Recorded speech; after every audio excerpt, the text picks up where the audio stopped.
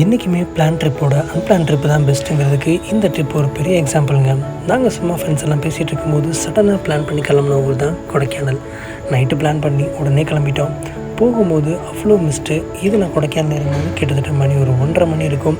ஒரு 2-2:15 போல் தான் நாங்கள் கொடைக்கானல் சில்வர் ஃபால்ஸே ரீச் பண்ணோம். அதை ரீச் பண்ணி முடிச்சுட்டு காலையில் எழுந்திரிச்சு ஃப்ரெஷ்ஷப் ஆகிட்டு நாங்கள் போன இடம் தான் ரோஸ் கார்டன். போய் பார்க்க அவ்வளோ அழகாக இருந்துச்சு. இந்த கிளைமேட்டுக்கும் அடுத்து வரப்போகிற மலைக்கு சம்மந்தமே இல்லைங்க. ஒரு 10 நிமிஷத்துக்குள்ளே மழை பிடிச்சிருச்சு. அந்த மழை விட்டதுக்கப்புறம் அந்த மலையோட தண்ணியில் அந்த பூவை பார்க்குறதுக்கு அவ்வளோ அழகாக இருந்துச்சு.